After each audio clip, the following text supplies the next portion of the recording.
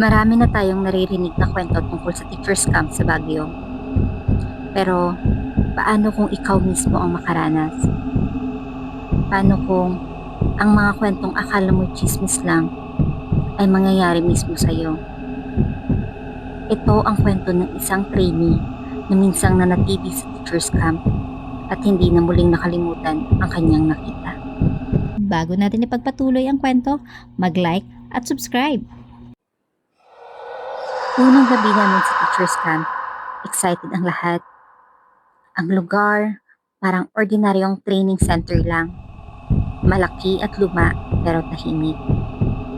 Pero pagdating ng gabi, doon na nagsimula ang kakaibang karanasan namin. Alas 10 ng gabi, nakahiga na ang lahat. Tahimik na, hanggang sa marinig ko ang mahihinang yapak sa pasilyo.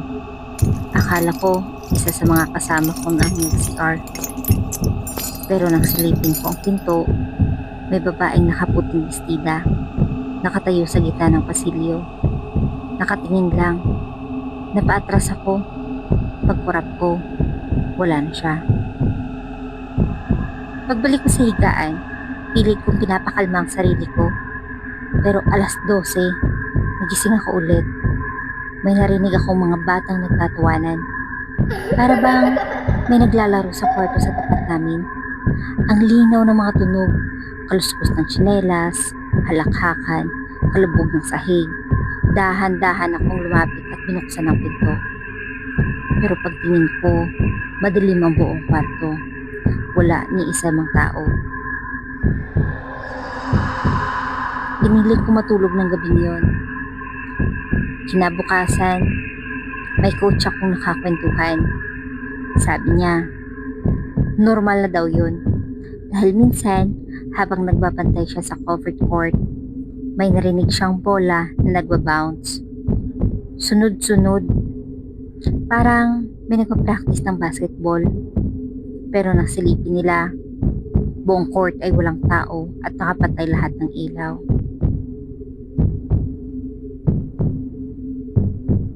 Ngunit, ang pinaka hindi ko makakalimutan ay nang huling gabi namin.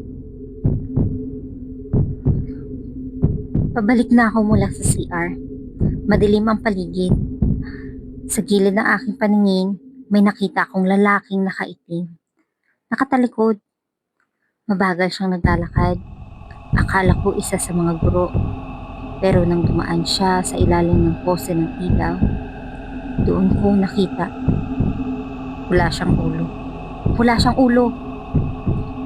Suot niya ang isang lumang sutana at parang naglalakad siya ng diretso hanggang sa bigla na itong naglaho. Hindi ko kinuwento yon sa mga kasama ko dahil sa takot. Kinabukasan, nagtanong-tanong ako sa mga staff. Sabi nila, matagal ng kwento yon, ang headless priest ng teacher's camp.